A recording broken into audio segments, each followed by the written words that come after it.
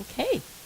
Well, we are wrapping up this month of October, of the 4 spiritual laws of prosperity with Edwene Gaines's work. And today we are going to feast on the riches that she is giving us, quite a meal, absolutely, on the prosperity aspects that we have been sharing all month long. And today we're going to be centered around this value and the idea of commitment. If you look up commitment, the definition says that there are 3 different definitions, different examples of what it means. The first one is responsibility. A commitment is a responsibility. It's an obligation. The second one says that it's loyalty, that you are dedicated to a certain cause, perhaps a person or a relationship. That is commitment. And the third one is a planned engagement or activity that cannot be avoided. You have a commitment to do something. The synonyms are promise, pledge, vow, binder, and dedication. Pretty strong stuff. Not for the weak of heart. Edwene says that courage is the commitment to begin without any guarantee of success, but true commitment means there is no turning back and there is no way out but through it. So we all know, we've all heard that story, the difference between the involvement and commitment in the example of ham and eggs. The chicken is involved. The pig is committed.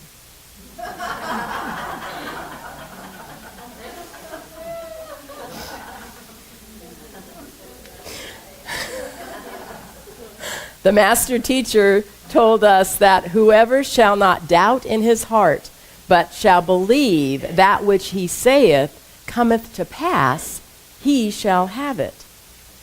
And you'll notice that he said, he that saith shall cometh to pass. And this is what Edwene is really focusing on, is the realization that when you speak, when you bring out in verbalizing what it is that your intention is, what you want to have experienced in your life, there is all sort of spiritual modes of modalities that start working on your behalf, unknown to you in that spiritual realm, that are teaming up for you to come forth for you, to bring forth your desires.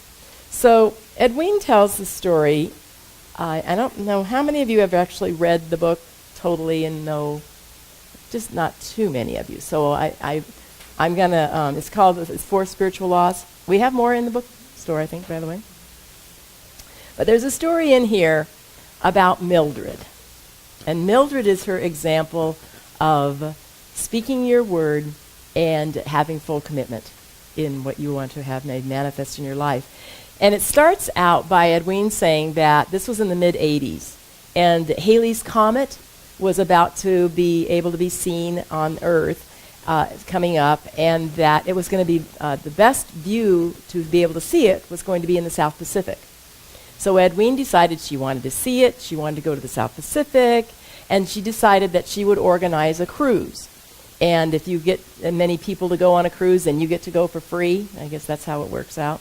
So she called the cruise company, and they said, yes, if you get 18 people, you get yours for free.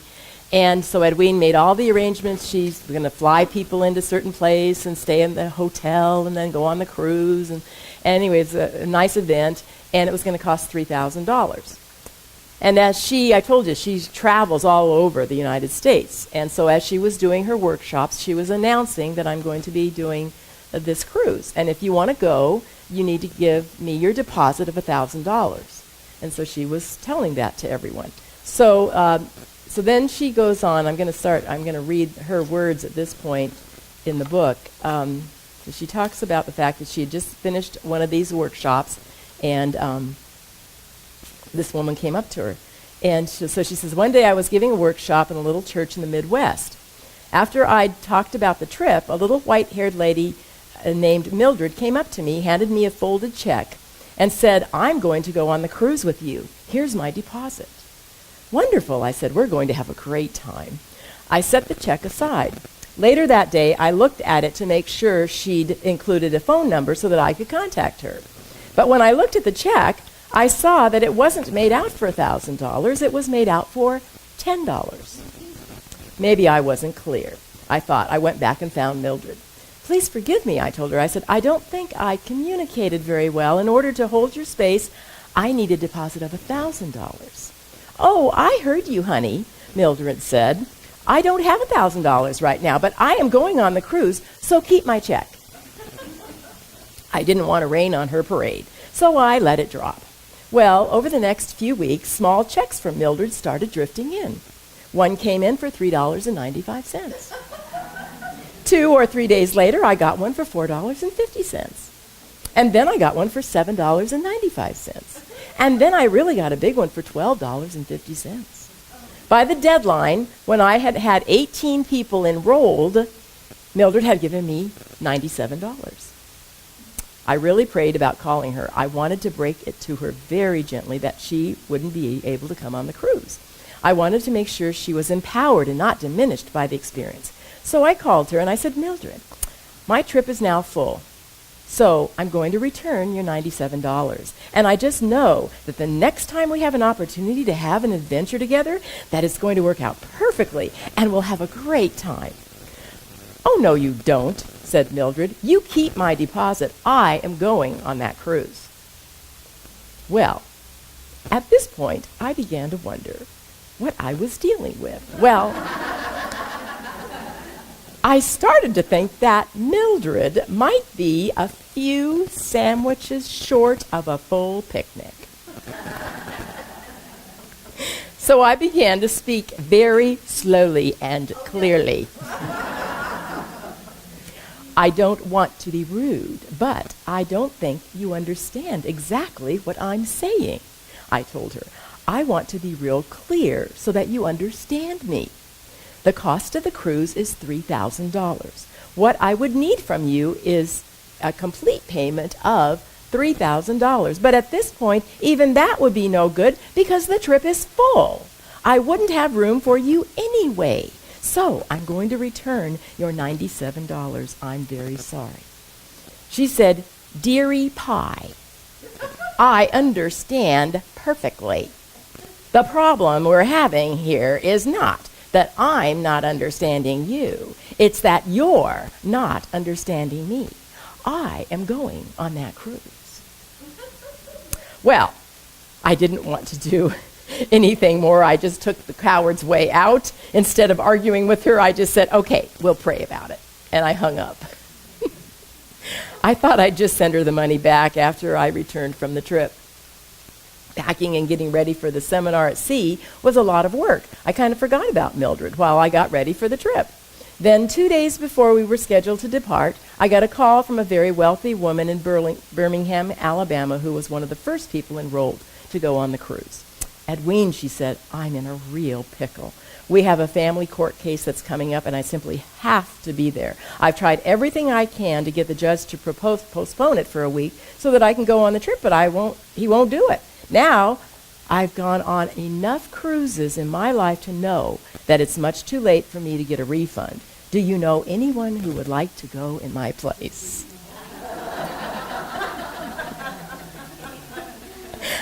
I could not believe what I was hearing. I could hardly wait to call Mildred and give her the news. I got her on the phone and I said, You're simply not going to believe what I'm about to tell you.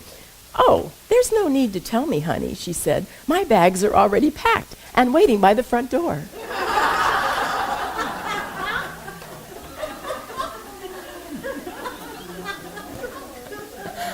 Now, that is the power of your spoken word, your intention, and what else? Faith and moving your feet. She had her bags packed. We always say treat and move your feet. That's part of it, is that you need to do what is yours to do that you can do, to show the universe that you are committed, that you are strong in your faith, that this is going to happen. 2 days before, just think that's so great. I love it. I love it. I love it. So, so as we're doing this kind of review on the last Sunday of what Edwin's points are, there's 4 spiritual laws, and I do want to review those. And the first spiritual law is, first and foremost, you need to tithe. And the second one is that you need to set clear goals, which include the 21-day fast from anger, gossip, cheating, and hostility.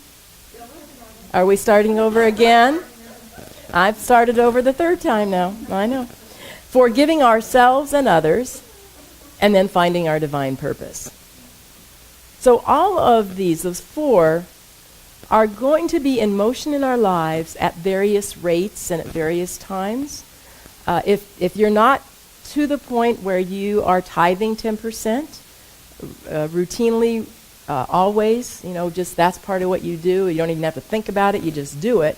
Well, then are you doing 2%? Are you doing 5%? Are you doing something toward that, to work toward that 10% tithing of where you're fed spiritually? Remember, where you're fed spiritually is whatever makes your heart sing, whatever makes you remember your truth, who you are, what you are, that you are loved. When you see someone else or someplace else, an institution or a person demonstrating that to you, giving you that example of what they're doing, that's where you tithe, and you give them that money.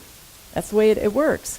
And then also, how many of you have written down your goals? Do you have those? I didn't bring it today, but Edwin has a wonderful process. Probably go online and get, I'm sure you can. Prosperity Products, I think, is the name of her website. And you can download her way that she makes a list of how you do your goals and then the date that you want to have them achieved by and so forth. And remember that one of the very important things when you're doing your goals is that if the date comes and goes and it hasn't been made manifest, you need to go back and say, what is it about me that needs to change in order to manifest this goal? Obviously, there's something about me that needs to be realigned somehow so that I can get this goal accomplished. Doing daily forgiving work. Are we doing daily forgiving work? It has to be done daily. It's not something that you just check off the list and it's done. It's something that will constantly be coming up. I mean, and honestly, this whole fast, the 21-day fast from gossip and negativity and so forth, I think kind of goes hand in hand with forgiveness work. And doing your Ho'oponopono, I was talking to somebody yesterday. We were talking about having something made manifest in your life and having the Ho'oponopono part of that. That you say, I love you. I'm sorry that I thought this or I saw this or that I perceived this as something less than. Please forgive me. Let it go. And say thank you. It's done. That's it. Actually, this is the part in time, Beck, that when I asked you if they could hand out something, I did take a copy of a page of her book that I'd like you all to have. She's going to pass out one so that you all have one. But it's she's suggesting that you journal. You take the opportunity to get out a journal and to write down for this day, what are my thoughts? Well, I didn't bring one up with me. Let's see. What page is that on? Does it tell you? 150? Yeah. So it's saying that, so if we've carried a grudge, whether against ourselves or another, boy, that's the one for me, was myself. That's what I have to work on. That we need to start letting it go. And a good way to start is to write out exactly what it is you want to forgive. Seeing a statement of forgiveness clearly written out in black and white can be a powerful way to help you forgive when you haven't been able to do so before. So she gives you the opportunity to fill in these blanks. And they say, I am through feeling guilty about. And you bring up the situation. I'm over feeling sorry for myself about. I'm no longer going to blame X person, fill in the line, for, fill in the line. I am finished with all sadness about. I forgive my parents for. I release all suffering about. Above all, I forgive myself once and for all for, fill in the blank, and it is done. As I was reading this, I was also reminding me of the tapping process. This is the same sort of thing that you can do. Those same verbiage goes with tapping, on your acupuncture points, on your temples and nose and chin and so forth. So if you don't know about that, you'll check it out too, because that's the part of, it's called tapping. Yeah, tapping process. If you Google it, you'll find out about it. But you're saying those things, and you're tapping on the pressure points, acupressure points. So it goes more deep into your psyche, into your emotional psyche. So it's another process that we can use to help us release these things. As I was checking out things, oh, by the way, tomorrow is the first day of the 21-day meditation that starts with Deepak and Chopra. It's free, and you can go on, just give in your email and sign up, and you can start that process. And I was looking at an email that was reminding me that it was coming up, and they had this free thing that Deepak Chopra had written about peace. Because honestly, I think the reason we're doing all of this forgiveness work and so forth is that we really want to have peace in our lives. That's really the bottom line of what it's about. And so anyway, Deepak had these essential habits for peace. And I thought, well, it would be nice to mention these today. And he said the first one is to be calm and centered. That peace really, truly is our true nature. Internally within us, we are peace. And it's just that when we get all involved in everything else going on outside, or listening to the monkey mind going on, that creates the turmoil within us. Non-participation. Avoid conversations about gossip, blame, and how terrible the world is. Well, as I was reading that, I'm thinking, oh man, and we've got these elections coming up. How many conversations have you been in about that negativity and the campaign and the ads and such? And I thought, well, how about this? How about if we, Science of Mind people, use our integrity, use our conviction, use our positive thoughts to, instead of saying about how awful it is and blah, blah, blah, how about if we say, you know what? Whomever is elected as our leaders in this country are leading in integrity. Can you see that? Good. There's an honest person back there. Nope. Well, Jerry, work on it, because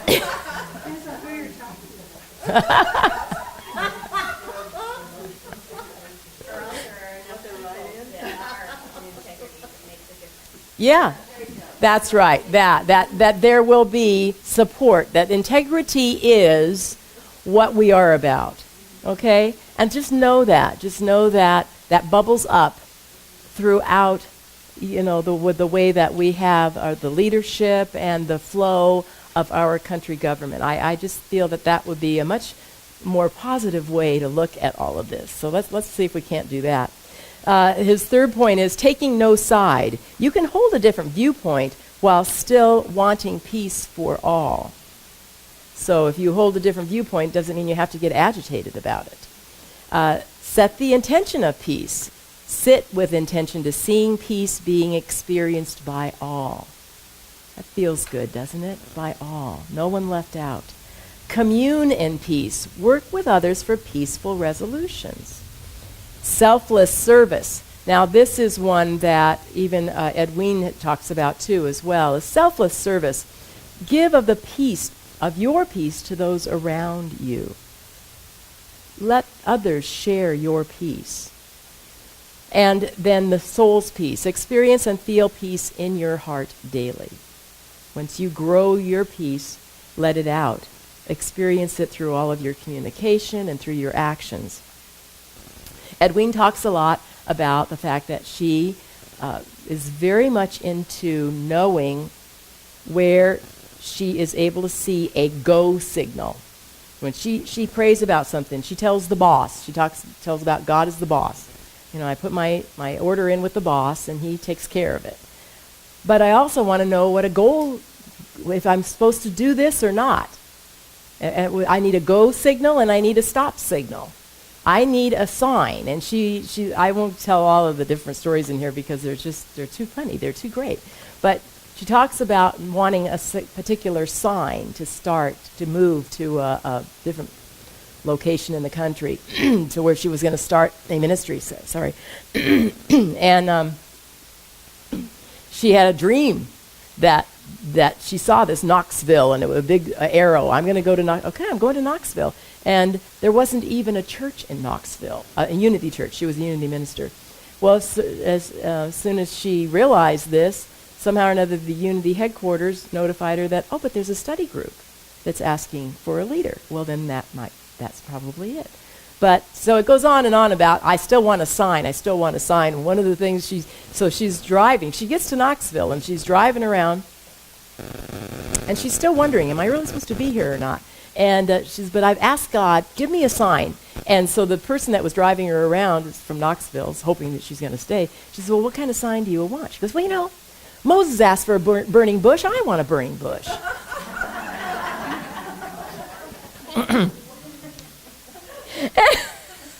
So it goes on, in fact, that she says, well, we're driving down the road, and there was a sign that said, caution, brush clearing ahead. And she says, nope, that's not good enough. I said I wanted a burning bush. I want a burning bush. And so then they go, and it's a country road, so they're going around these curves. And so she said, all of a sudden there was this huge billboard that said, Burning Bush Restaurant. 5 miles ahead. She said, we sat in the car, both of us just stunned. She said, so I ended up going to Knoxville. One of the things she was talking about, too, is the fact that she said working without a net. Working without a net means that you set your intention and you do it. She talked about the fact that when she was first starting out her seminars, that she had $100. So she rented the VFW hall for $75, and she put a $25 ad in the newspaper to have people come to her workshop. And so she was amazed. She prayed about it. She cleaned all the place up and everything, and they had chairs out. Well, she had 55 people come to this workshop.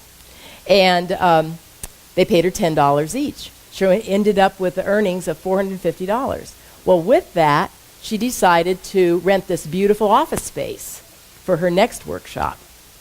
And so all of her money, though, went to rent this beautiful office space, and she had no chairs. Nothing furnishing it at all. Just this beautiful space with carpeted and so forth. And she prayed about it. She told God, the boss, that I need, obviously, if we have to, we'll sit on the floor. But I would really prefer to have chairs. And didn't know how she was going to do it because she couldn't afford to, rent chairs. And she said 2 days before the event, the custodian of the building poked his head in and said, oh, it's a beautiful space. He said, but I saw your ad. You've got a lot of people coming here for this workshop. And, well, where are your chairs? She said, well, they're on order. He said, well, there's a lot of chairs down in the basement that, are extra. If you want me to, I could bring them up. And you could use those until yours come in. She said, he was an angel. I had put my order in with God, and it was filled. So as we're talking about putting our order in, it reminds me of reading the daily word this morning. It's so amazing how, and the second one I read every morning is Science of Mind, okay? Sometimes they really are hand in hand, and today was one of those. Today's in the daily word, the word is intentions. I pursue my intentions with faith, knowing all things are possible with God. Unity author Emily Cady wrote in Lessons in Truth, Desire in the heart is always God tapping at the door of your consciousness. The thing you desire is not only for you, but has already been started toward you out of the heart of God.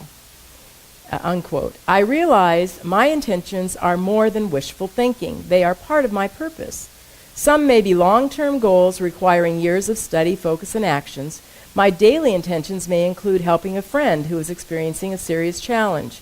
Following this call to serve, I know I will be divinely supported with the right words to say and actions to take. I pursue my heartfelt intentions, for they are callings from Spirit to do more and be more. Jesus looked at them and said, "For mortals it is impossible, but not for God. For God all things are possible." Mark 10:27. So then I flipped over to the science of mind. And it's called the silent process. And it starts with a quote from an individual who was a student of Ernest Holmes, I've never heard of hardly any of these people that have the quotes at the beginning of this month, but they were original students of Ernest Holmes. And this one is Obadiah Harris said, "If there is anything we can say that we really owe to Ernest Holmes, his gift to this time and place was to teach us the power of attention. We once knew one of the country's leading cartoonists. The nature of his work was such that he had to produce new ideas daily and make pictures of them for a newspaper syndicate for millions of people to read. I asked how he accomplished so much. And he told me that he had a room with 4 blank walls, and the only furniture was a table and a chair. That when he needed ideas, he would go into this room, sit down, and become quiet. He said that sometimes he would sit there for 2 or 3 hours, and nothing would happen. Then, all at once, something would begin to flow up from within him, a new thought, a new idea, and he would take a pencil and write his impressions. What he wrote and what he drew were like the bloom of a plant as it draws upon the soil. The creative artist and the inventor do this, and why should we not do the same? We have to start with the proposition that all things are possible to God." Didn't Daily Word say that? "And God makes everything out of itself by the simple process of becoming the thing it makes. Just as the tree grows out of the ground and the invisible forces of its life turn into foliage, into blossom, and into fruit, all through the silent process of nature." That was a quote from Living the Science of Mind, Ernest Holmes. And the affirmation is, "I know that in the household in which I live, the host is God." So we need to remember who and what we are. That we are God in expression. That God is living through us. And that we need to make a commitment to step forward in full force. To know that God is with me. If I have this little desire, it's because God put it there. And it's able to be done. State your claim. Be a Mildred. Say, "I'm doing it.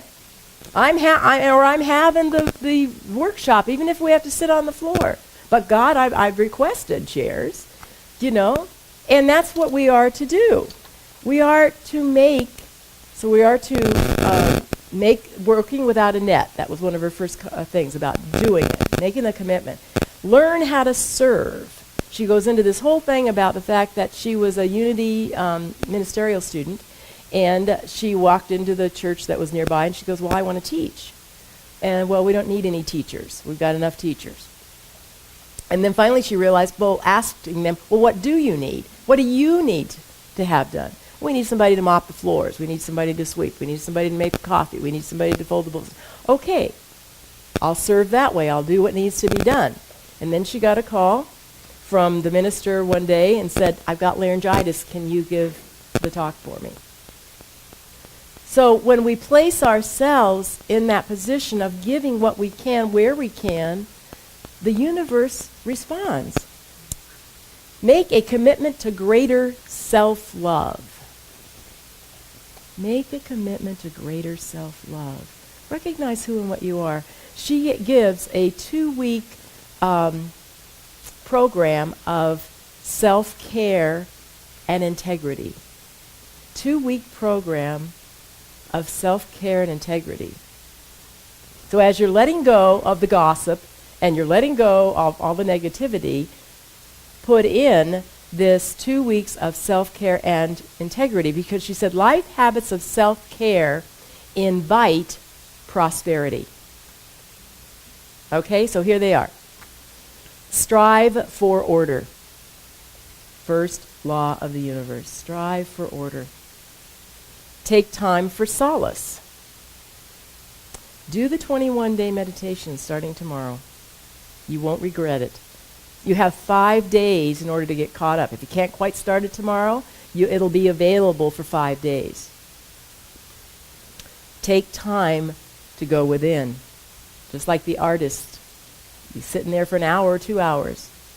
Get what you need at the time. Be fulfilled. Create beauty in self and environment. That's our nature. Our nature is beauty. Let it out. Give yourself a treat. The universe will only treat you as well as you treat yourself. Remember, this is your program on self-care. Give yourself a treat. Tell the truth. Remember, tell the truth and tell it quickly. Laugh. Woohoo! Remain calm. Say, all is well, God provides. Acknowledge others. Give compliments in public.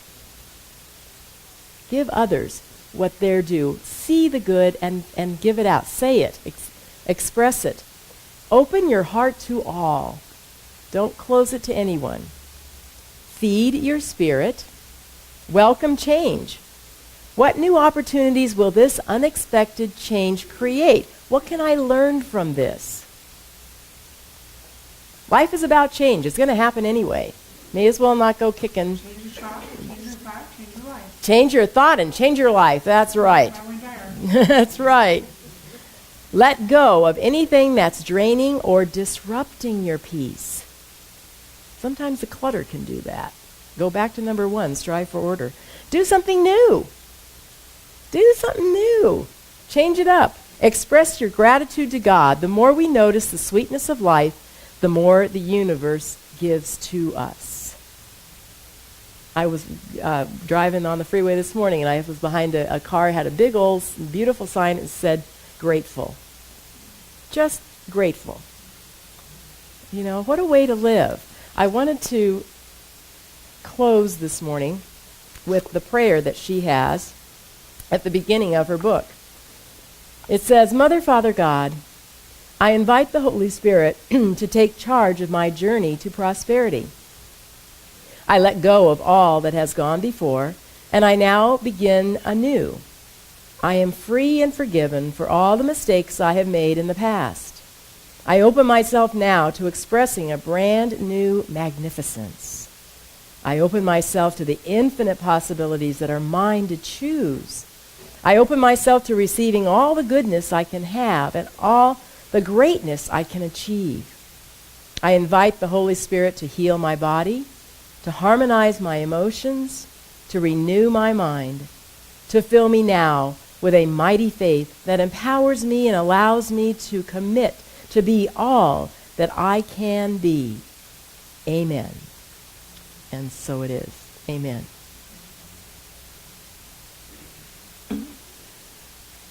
Anybody have an aha?